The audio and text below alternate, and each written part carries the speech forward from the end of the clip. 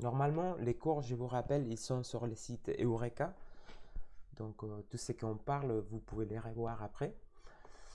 Donc, qu'est-ce que c'est un pointeur? Un pointeur, c'est une variable qui va stocker une adresse des mémoires. Donc, au lieu de, si on a un type entier, on va stocker un entier. Si on a un pointeur, on va stocker une adresse des mémoires qui pointe vers un type entier, un type char, un type flottante, etc. Et on avait vu aussi qu'il y a des symboles qui se répètent très souvent, que c'est la haie commerciale, qu'on va les lire comme adresse D, et l'étoile, qu'on va les lire comme ce qui est pointé par. Ok, on avait déjà fait un petit exercice pour chauffer un peu. Donc, par exemple, imaginons qu'on déclare une variable de type entier var et on l'affecte avec la valeur des 5. Donc, ça signifie au niveau mémoire qu'on va avoir une celle de mémoire des 4 octets qui va stocker les contenus 5. Et si on met la haie commerciale des var, c'est-à-dire l'adresse des var, il va avoir une valeur en hexadécimal quelconque que ne peut pas contrôler parce que normalement, c'est en temps d'exécution que cette valeur il va être affectée. Donc ça, on l'a déjà vu. Puis on peut avoir une deuxième variable auxiliaire qu'on appelle aux, qu'on va affecter avec 3. Donc ça sera l'équivalent à mémoire. Et puis tout ça pour commencer à traiter un petit peu les pointeurs. Donc ici, ce qu'on a, c'est un pointeur de type entier. Donc la façon de déclarer un pointeur, c'est on met les types des variables, soit un entier, flottante, un double, etc., un char.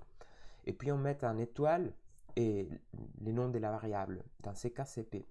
Les pointeurs, on peut les initialiser à nul. À nul, c'est-à-dire qu'au début, il ne contient pas aucune adresse de mémoire. Donc c'est le cas pour ces pointeurs qu'on appelle P. Puis ce qu'on a fait ensuite, c'est d'affecter P. Donc P, c'est un pointeur et du coup, il contient une adresse de mémoire. Donc on va l'affecter avec l'adresse des var. Donc cette adresse mémoire. Du coup, après faire cette opération-là, les contenus de P, ça va être la valeur de l'adresse de mémoire des var. Et puis ensuite, une fois qu'on a déjà initialisé P, ce qu'on va faire, c'est d'affecter la variable entière auxiliaire, donc aux, on va l'affecter avec ce qui est pointé par P. Ce qui est pointé par P, c'est 5. Donc ça c'est var, l'adresse de var, et ce qui est pointé par cette adresse, c'est la valeur 5. Donc après cette opération, aux, que c'est cette valeur-là, il va être affecté avec 5. Donc en gros, après l'exécution de cette opération, la valeur des aux, c'est 5. Je pense que ça c'est un exercice assez simple, simplement pour voir à peu près comment ça fonctionne. Je ne sais pas si vous avez des questions en ces moments ou si je continue avec les premiers exercices. Ok, pas de questions? Très bien. Donc maintenant, ce qu'on va faire, c'est ensuite des exercices pour essayer de comprendre comment ils fonctionnent les pointeurs en C. Donc les premiers exercices, c'est simplement d'analyser ce programme-là. On va les lire. C'est l'exercice 1 que vous pouvez trouver aussi sur le site Pédago. Donc, analyser les programmes suivants et donner les résultats d'exécution. Donc, ce qu'on va faire, c'est une trace d'exécution. Étape par étape, ligne par ligne, on va faire une sorte de debugging de ce programme-là et voir qu'est-ce que ça nous donne au niveau des mémoires et au niveau d'affichage. Donc, on va supposer que la variable i, donc cette variable i, a pour adresse, cette adresse-là. Donc, ça, on va les supposer. Et que td0 a pour adresse, donc ici on a un tableau, et elle va avoir pour adresse celle-là. D'accord? En sachant ça, on va faire ligne par ligne l'exécution du programme et voir qu'est-ce que ça nous donne. Donc vous pouvez voir, c'est un programme en C, et ce qu'on a, c'est la fonction main, donc la fonction principale. Donc lors de l'exécution, si on exécute la première ligne, ce qu'on vient de faire ici, c'est de réserver la mémoire pour un tableau des entiers.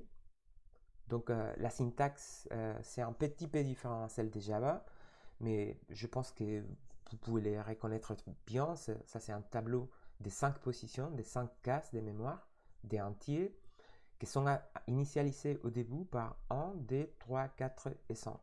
Du coup, ce qu'on a, c'est à peu près cet stockage en mémoire. Donc, on a un tableau des 5 positions d'entiers. La position T0, il contient 1. La position T1, 2. T2, il contient 3, etc. Donc, ça, c'est les tableaux stockés en mémoire. Et chacun de ces cases de mémoire, il va avoir une adresse. Si on lit la définition, on va dire, ils disent que T0 a pour adresse cette adresse-là. Du coup, c'est qu'on va avoir ici, la première adresse de T0, ça va être cette adresse. Comme ça, c'est les contenus des tableaux. Si on met au contenu des tableaux T0 à cette position de mémoire, si on met la E commerciale, donc adresse T, on peut récupérer en fait l'adresse de cette position de mémoire. Puis, vous pouvez voir que toutes les différentes cases de mémoire pour TD0, TD1, TD2, ils contiennent des différentes adresses et qu'ils bougent des 4 octets. Donc, par exemple, TD1 a pour adresse D0 et TD2 a pour adresse D4. Savez-vous pourquoi? Quelqu'un peut me dire pourquoi pensez-vous que ça c'est D0, ça c'est D4 et ça c'est D8? Pourquoi il y a un écart des 4 positions? Parce que la taille d'un entier, c'est 4. Super, c'est ça. La taille d'un entier, c'est 4. Donc, on va avoir 4. Ici, on les représente en tant qu'une seule case. Mais en effet, ce qu'on va avoir, c'est un groupe de 4 octets réservés à mémoire. Donc, la prochaine case de mémoire, elle sera dans sa position de mémoire avec un écart de 4 positions. Donc, voici ce qu'on a. Puis, je vous pose encore une petite question aussi. Donc, si je vais la mettre par Discord aussi. Donc, si E commercial de TD0, ça fait référence à l'adresse de mémoire et TD0 au contenu des mémoires, T fait-il référence à l'adresse ou au contenu de la variable, à votre avis? Si on ne fait que référence à T.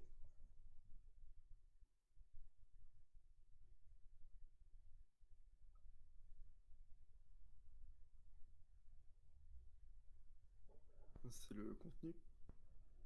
Alors, non, désolé Paul, Ah. c'est en effet l'adresse de mémoire. Donc, disons que, je vais la mettre, sinon par ici. En effet, T est équivalente à adresse de TD0. Tous les deux sont interchangeables. C'est une autre façon de dire adresse de TD0. Et en effet, un tableau, on ne l'a jamais vu comme ça, mais un tableau monodimensionnel comme celle-là, c'est un type de pointeur. Donc T, il va contenir, si on parle de T, on parle d'une adresse de mémoire. Et on a vu qu'un pointeur, c'est une variable qu'il est capable de stocker une adresse de mémoire. D'écouter, on les voit normalement en tant que tableau, mais T, c'est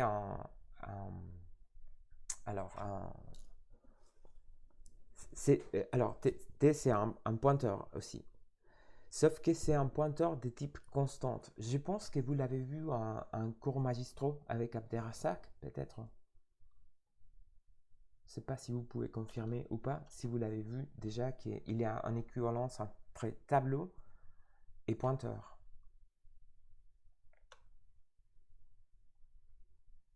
Vous ne l'avez pas vu, n'est-ce pas? Ok.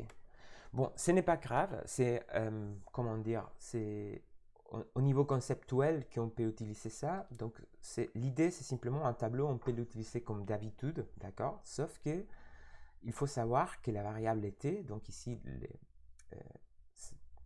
c'est un tableau qui s'appelle T, la variable T, il va contenir une adresse de mémoire et du coup, c'est un pointeur. Sauf que c'est un pointeur un peu particulier, dans le sens que c'est un pointeur constant. C'est-à-dire T, je vais les mettre encore par Discord. C'est, alors T, c'est un pointeur constante. Donc un tableau, lors de la définition, il va créer un pointeur constante et ça signifie que l'adresse de mémoire, il va être fixé. Donc T, il va toujours pointer vers cette adresse de mémoire, toujours. On ne peut pas changer l'adresse de mémoire tant qu'un pointeur typique, comme celle qui vient après. Donc ici, on a int étoile P. Ça, c'est un pointeur variable.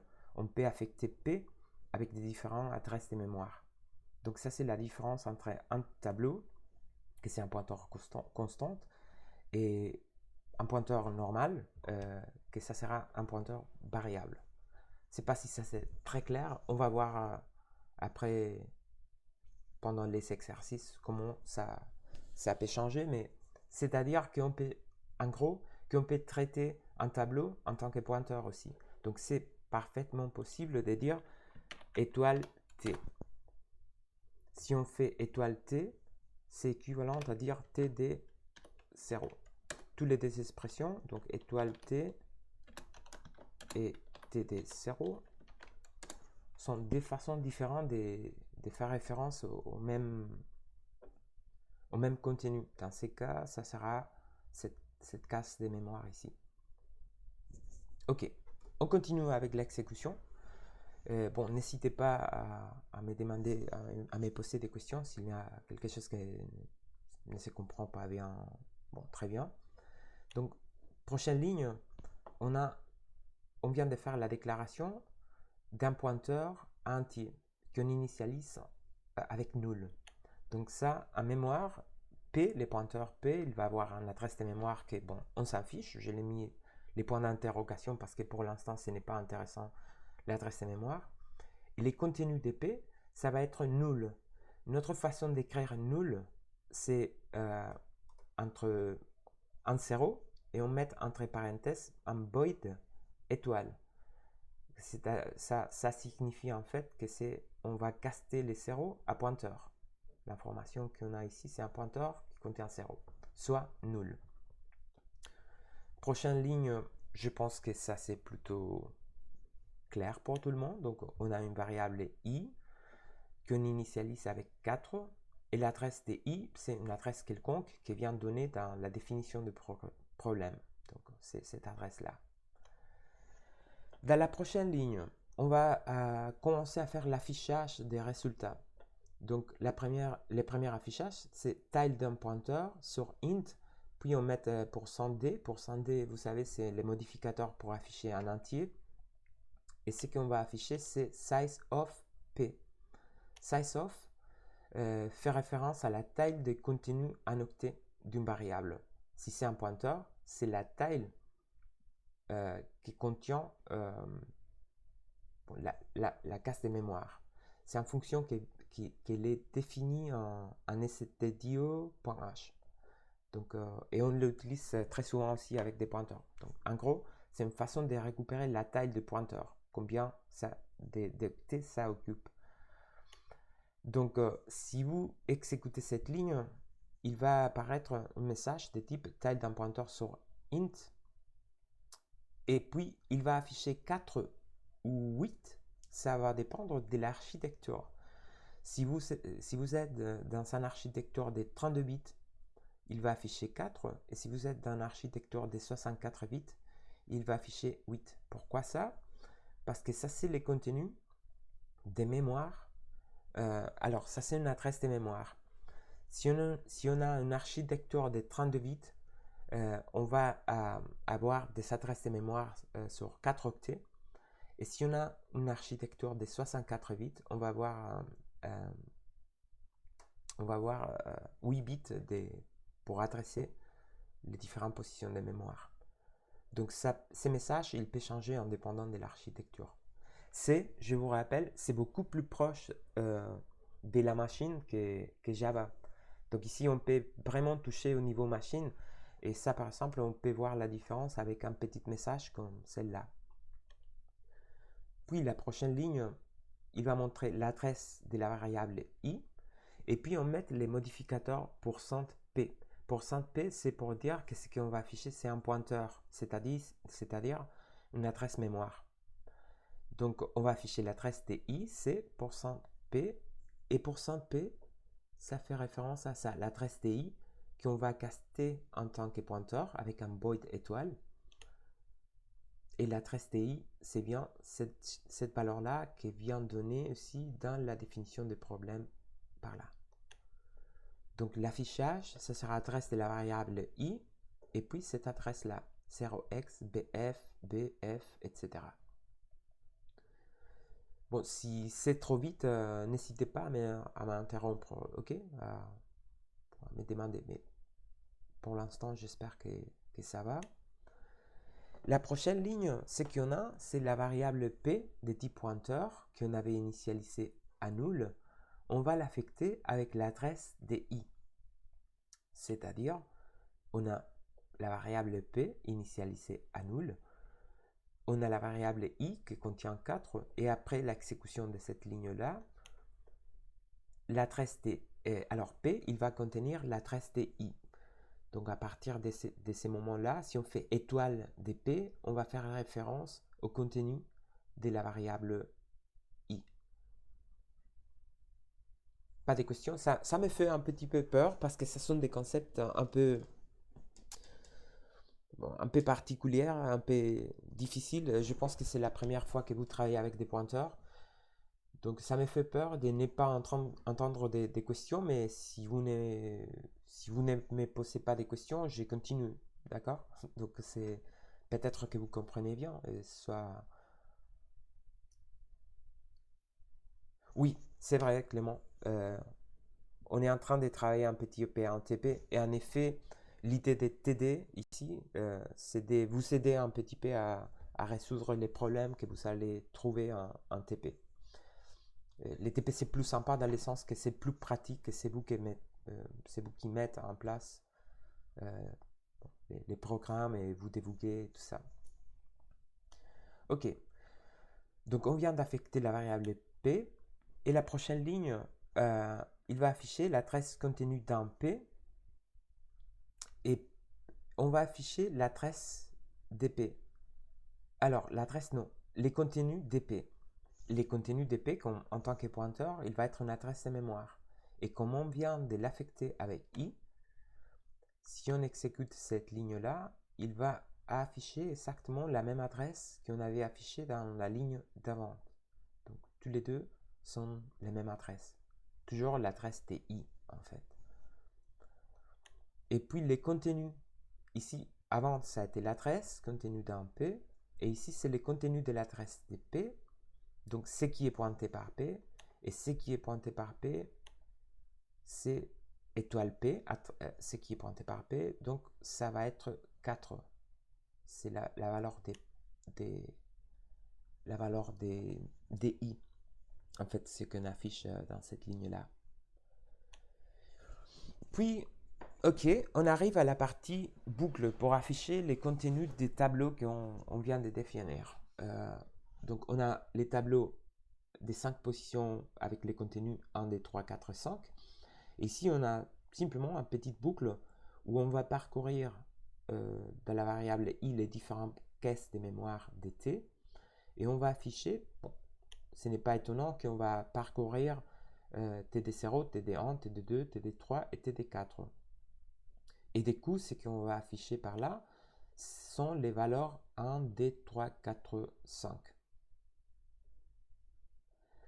Pourquoi on fait ça? Parce que juste après, il y a une autre boucle et je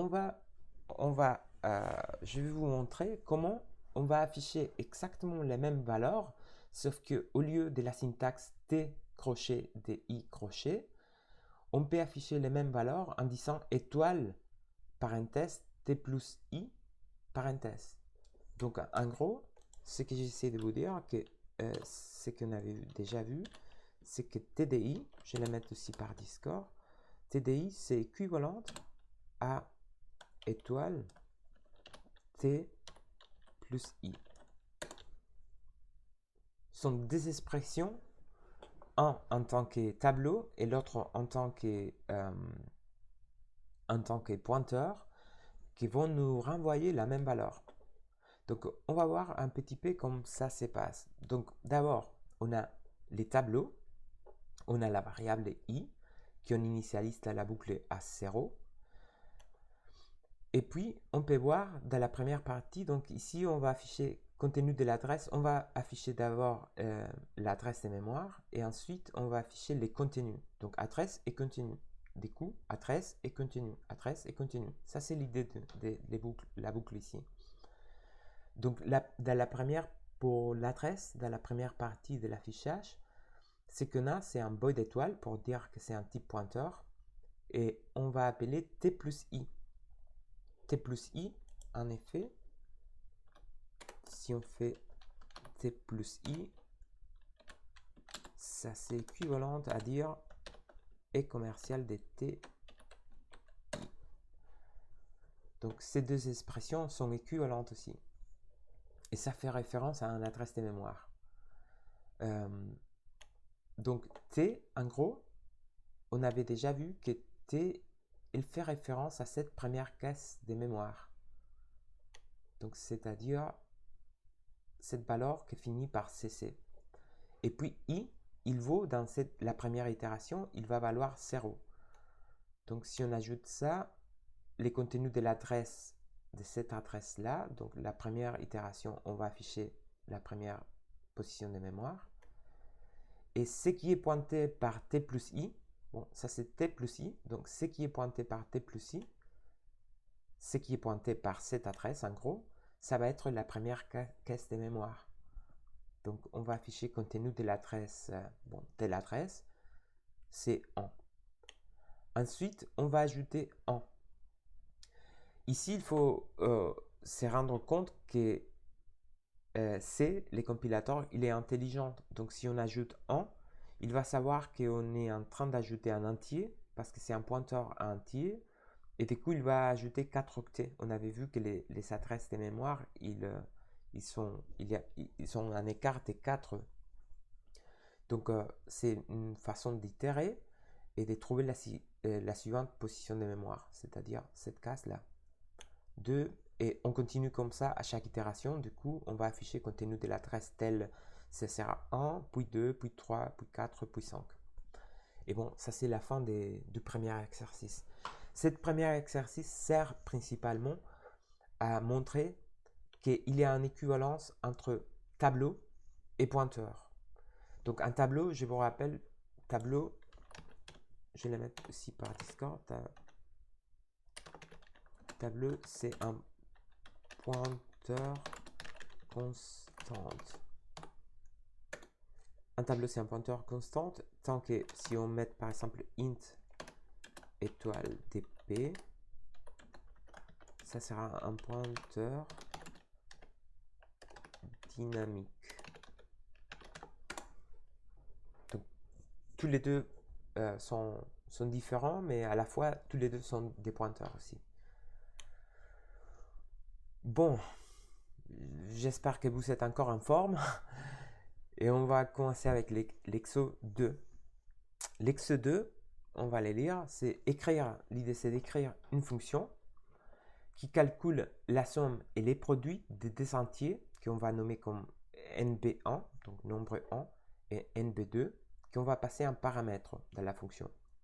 La somme et les produits sont retournés respectivement dans nb1 et nb2. C'est-à-dire, bon, on va voir après qu'est-ce que ça signifie. Ça signifie en gros qu'on va passer des paramètres et on va récupérer dans ces deux paramètres les valeurs de la multiplication et l'addition qu'on va faire dans la fonction. L'affichage se fera dans les programmes principaux et puis on va expliquer pourquoi les passages des paramètres par valeur ne convient pas. Ok, on va aller étape par étape.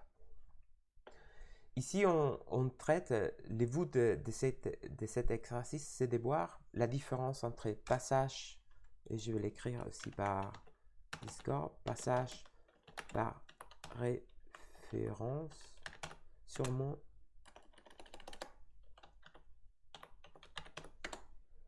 passage par référence et passage par valeur.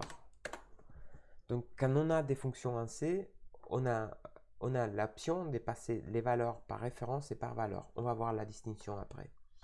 Et puis, les buts, c'est aussi de voir comment les fonctions, comment on peut mettre en place des fonctions en C. En particularité ici, ça c'est la résolution de l'exercice.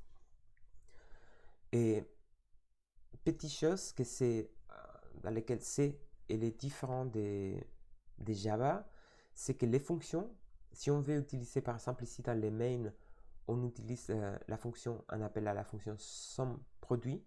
La fonction, elle doit être déclarée avant d'être appelée. Donc, on a des options, soit on a la fonction qui on fait la déclaration avant, ou alors la déclaration, on peut mettre toute la fonction avant d'être appelée, soit on met tout simplement la déclaration de la fonction comme ça, et puis ensuite, plus tard, on implémente la fonction. Donc, ce n'est pas étonnant de voir des synthèses comme celle-là en C, où on met toutes les fonctions qu'on va utiliser et puis on peut les utiliser. Si on ne met pas ça, disons que ce n'est pas suffisamment intelligent pour savoir que ça c'est en fonction. Il faut les déclarer avant, d'accord? Ça c'est une particularité simplement. En Java, si vous vous rappelez bien, on peut déclarer les fonctions n'importe où dans une classe, dans n'importe quelle position, mais ici il y a un ordre de préférence, des précédences, donc c'est une petite différence C et Java. Monsieur, Oui, oui Paul. en C, est-ce qu'on met les publics et les privates parce que j'ai regardé du code un peu et j'ai pas l'impression que c'est comme Java. Non, On met des... c'est différent à Java, oui. On ne met pas ça, les privés et les publics et tout ça, oui, Le C, il en a pas besoin. non, on n'a pas besoin. Normalement, en C, par exemple, on peut trouver, ici, vous pouvez voir qu'il y a un en-tête pour la fonction. Donc, les packages, entre guillemets, on peut les faire en créant un fichier à part, que c'est un fichier .h, comme stdio.h, que vous pouvez voir ici. Donc, on peut déclarer un fichier, disons notre fichier .h, et là, dans notre fichier .h, on peut mettre les en-têtes de cette fonction. Donc, au lieu de mettre ici son produit, on peut les mettre dans les fichiers qu'on vient de déclarer avec une extension .h. Et puis faire un include de ces fichiers d'en-tête qu'on vient de déclarer. Ça, c'est un peu différent. Java et C. D'accord. Merci. Bon, en gros, cette fonction qui est demandée, son produit, l'idée, c'est tout simplement en fonction qu'elle est capable de recevoir des paramètres, faire la multiplication de ces deux paramètres et l'addition de ces deux paramètres de façon que la multiplication, ça va être renvoyé dans la première variable et l'addition dans la deuxième variable. On va voir comment ça fonctionne. Oui, ça c'est ce que je vous avais dit, que la déclaration de la fonction, on l'a fait avant les mains, et la définition de la fonction, on l'a fait après les mains. Donc, dans les mains, les trois premières lignes, il ne sert que simplement à entrer des entiers. On va les faire à l'aide de la fonction scanf, où on va lire les deux chiffres qu'on va entrer à la main. Et puis ici, ce qu'on a, c'est un passage. Vous pouvez voir la définition de la fonction SOMPRODUIT, c'est assez particulière, dans le sens qu'on les déclare, les paramètres, les arguments de la fonction, on les déclare en tant que pointeur. C'est un pointeur entier. Et ça nous sert à faire un passage par référence. Et l'idée d'un passage par référence, c'est qu'on peut modifier les contenus des variables. Ne vous inquiétez pas pour l'instant, on va voir comment ça se déroule et la différence entre ces passages par référence ou un passage par valeur. Donc, imaginons qu'on est dans cette fonction, on a bien ici un une variable de type entier qui contient les nombres 1 et les nombres 2. Et ici, à la fonction, ce qu'on va passer, c'est l'adresse des mémoires des nombres 1 et l'adresse des mémoires des nombres 2. De façon que ce qu'on passe, un paramètre, c'est un pointeur. L'adresse D, c'est les contenus d'un pointeur. Donc ça, c'est bien un pointeur. Donc en gros, si on a par exemple, imaginons qu'on affecte nombre 1 avec 2 et nombre 2 avec 3, l'adresse des nombres 1, ça sera à 0, et ici 0,5 par exemple. Donc sont ces deux valeurs, ces deux adresses qu'on va passer par référence. Et on fait l'appel, donc ça c'est un pointeur, ici je l'ai nommé comme nombre 1 et nombre 2, mais ça sont des nombres locales à la fonction. On pourrait bien l'avoir appelé A et B par exemple, d'accord? Donc il faut distinguer entre CNB1 et CNB1. La fonction, il pourrait bien être comme ça, AB, et comme ça, la différence, ça sera plus clair peut-être.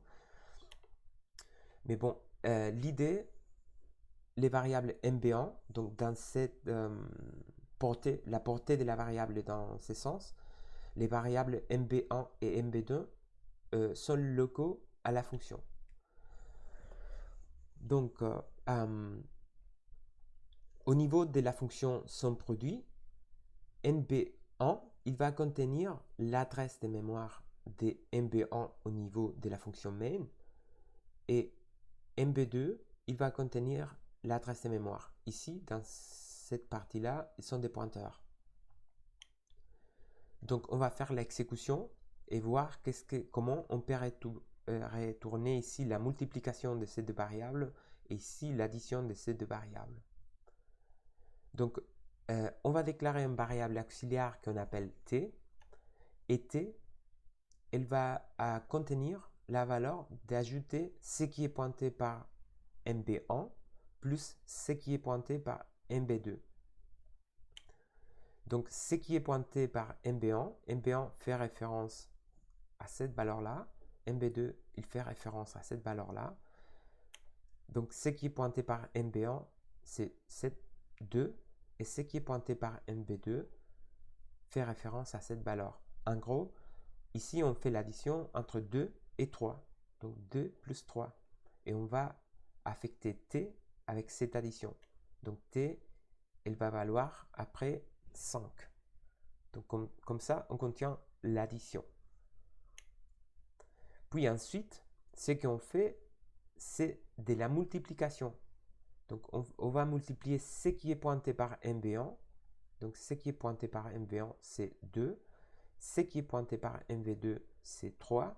Donc, 2 multiplié par 3, ça va nous renvoyer 6. Mais ici, ce qu'on va affecter, ce n'est pas une variable locale à la fonction. Ce qu'on va affecter, c'est ce qui est pointé, donc les résultats de cette exécution, c'est 6 qu'on vient d'obtenir. On va modifier ce qui est pointé par NB2, c'est-à-dire les résultats de cette opération, on va l'affecter dans cette case de mémoire, ce qui est pointé par MB2. Dès que les résultats de l'exécution, c'est qu'on vient de modifier cette valeur-là, MB2 même dans la fonction principale, par 6. Et puis dans la ligne suivante, on va affecter ce qui est pointé par MB1 avec T. Et T, je vous rappelle, il contenait l'addition des MB1 plus MB2, donc c'est-à-dire 5. Donc, ce qui est pointé par MB1, on va l'affecter avec 5. Ça signifie que maintenant, on revient, après l'exécution de la fonction, on revient vers les mains.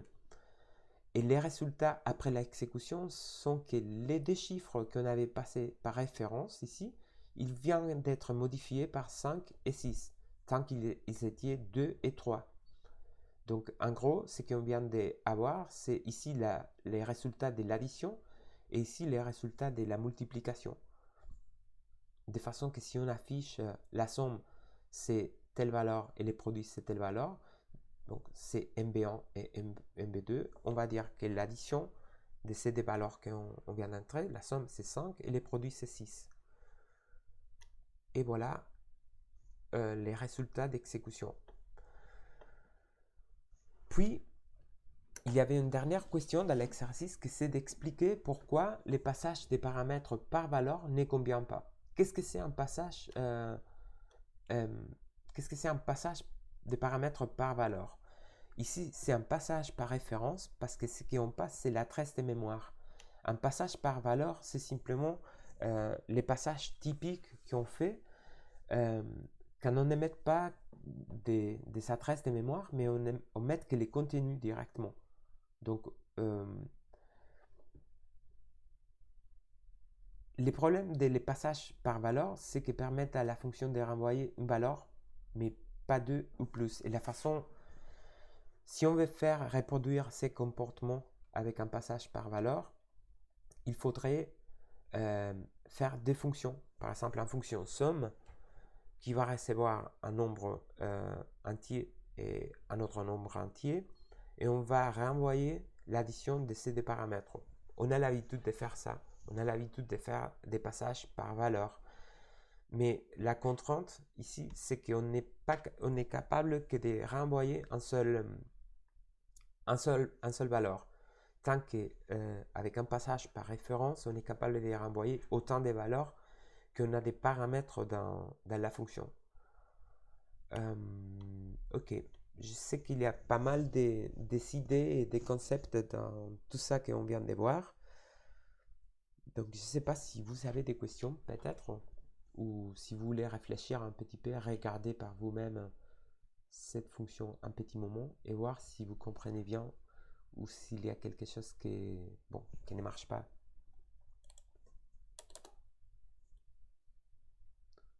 Ok, pour Logan, il n'y a pas de questions. Non, c'est bon. C'est bon? Ok, vous êtes top.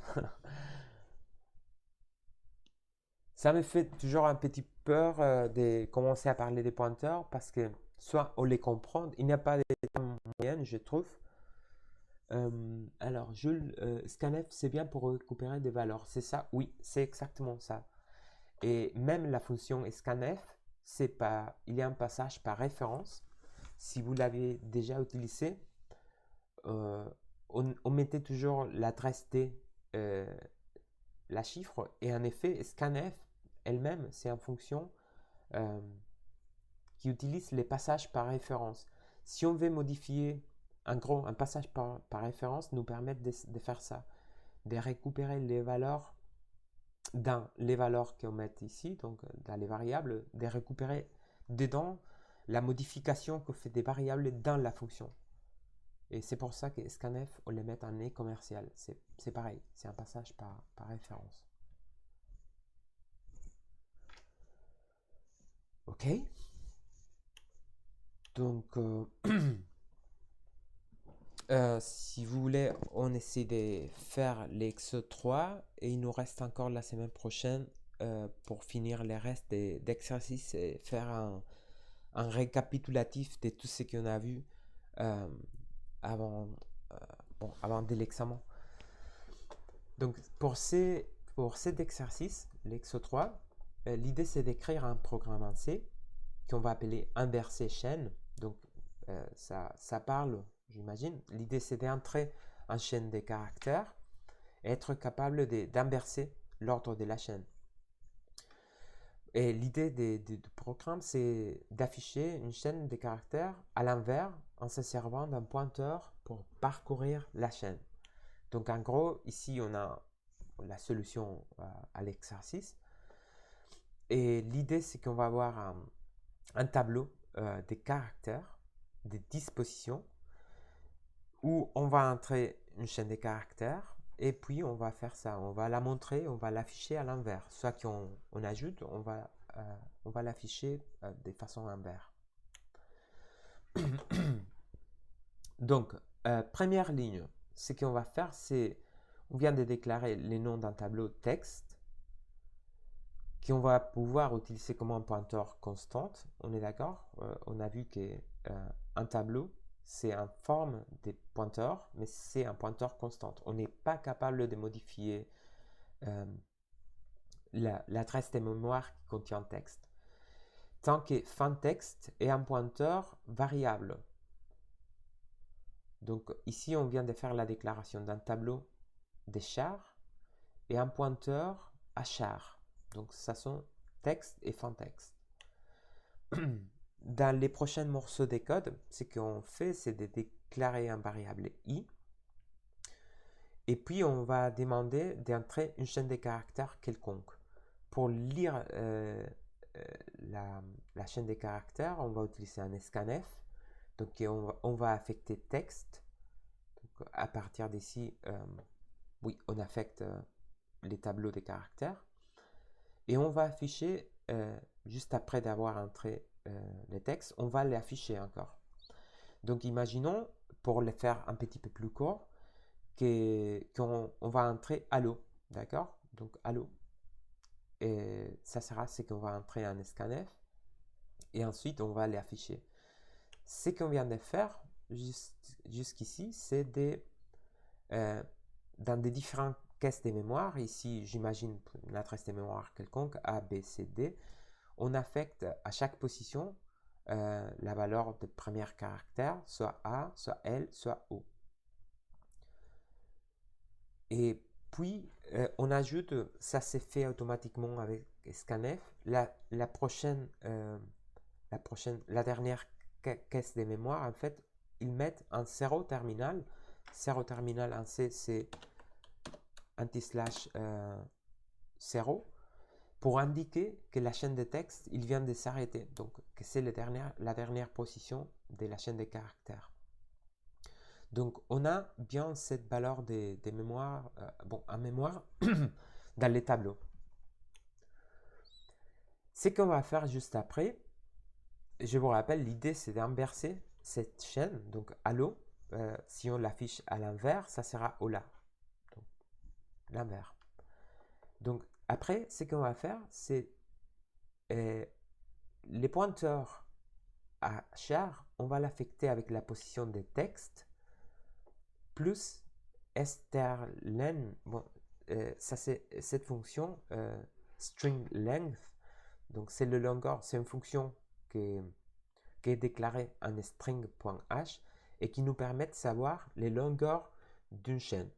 Donc string length des textes, ça va nous renvoyer 3 en fait. C'est une chaîne qui contient un des 3 positions de mémoire. Donc du coup, fin texte, ça sera texte. Donc texte, c'est cette adresse de mémoire, plus les longueurs de la chaîne des caractères. Donc on va pointer en gros, ce qu'on va faire, c'est de pointer à la fin de cette exécution. Fin texte, il va contenir l'adresse de mémoire de la dernière position du tableau des caractères. Ok, jusqu'ici?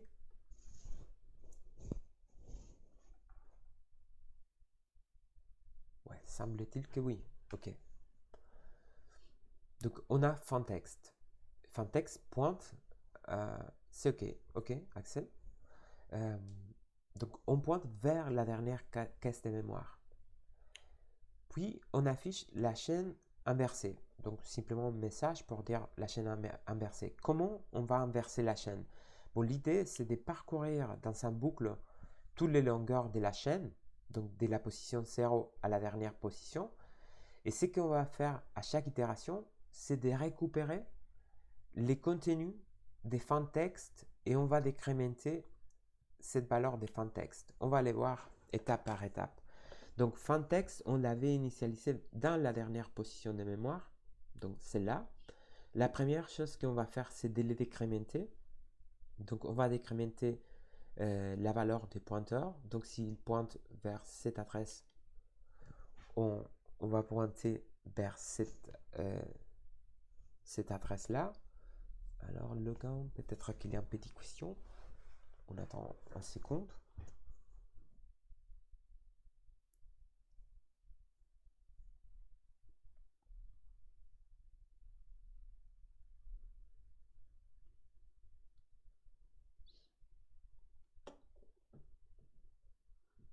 Ok, bon, sinon j'ai continué et après j'ai lu la question de Logan.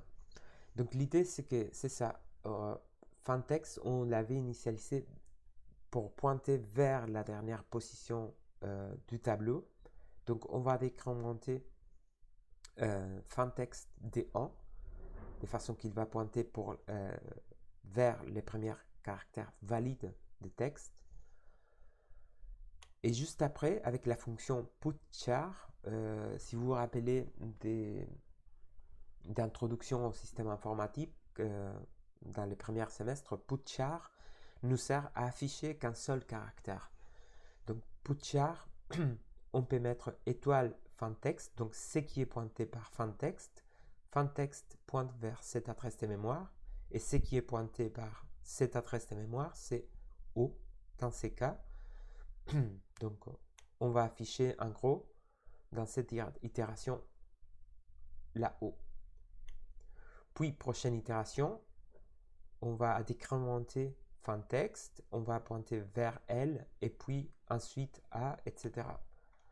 Donc, en gros, l'idée c'est que dans cette boucle-là, on est capable d'inverser Allo pour Ola. Alors, oui, tout à fait, Logan. Ça, c'est. Il vient de. Logan, il vient de nous proposer notre façon de faire. Pour ici, la différence, Logan, entre ce que vous proposez. Bon, je vais le mettre un petit second. La différence entre les codes que vous proposez et les codes que je vous propose, c'est simplement qu'on travaille avec. L'idée, c'est de travailler avec un pointeur, d'accord? Mais sinon, ça sera parfaitement faisable de la façon que vous proposez, sauf que il y a des petites choses, par exemple, tant que i supérieur à 0, ça sera supérieur ou égal à 0. Et puis, strlen, ça sera strlen texte moins 100. Donc l'initialisation de i, ça sera à en position plus petite. Donc on va pointer vers strlen de texte moins 100. Et la condition d'arrêt, ça sera tant que i soit supérieur ou égal à 0. Mais sinon, ça va parfaitement. Et bon, maintenant, il nous reste 5 minutes. Que je pense qu'il ne vaut pas la peine de commencer à voir, ou je peux commencer à vous parler un petit peu de l'indianisme. Je ne sais pas si vous avez entendu déjà parler ou pas de l'indianisme d'une machine.